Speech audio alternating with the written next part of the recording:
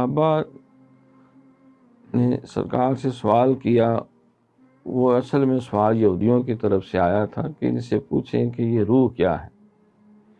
تو سرکار نے فرمایا کہ یسألونک عن الروح قل الروح من امر ربی وما اوتیتم من العلم الا قلیلا. آپ سے پوچھنا روح کہنے کو یہ امر ربی ہے اور تمہیں علم دیا گیا ہے، لیکن تمہارا علم محدود ہے، روح کی حقیقت اس سے زیادہ. تمہارے عقل کا ترازو چھوٹا ہے، روح کی حقیقت بڑی ہے. تم سونار کے ترازو میں ایک ٹرک کو نہیں تول سکتے. تھوڑا بہت سونا تولا جا سکتا ہے، لیکن آپ اگر 10 من کا کوئی واٹ اس میں رکھ کے تولنا جو وہ ترازو ٹوٹ جائے.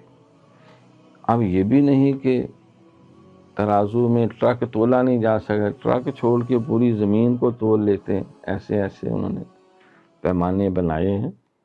تو اگر وہ بڑا ترازو ہو تو اس میں ٹرک تل سکتا ہے، لیکن پھر بھی فرمایا کہ انسان کی روح کی حقیقت تمہاری عقل کے پیمانوں سے بلند ہے.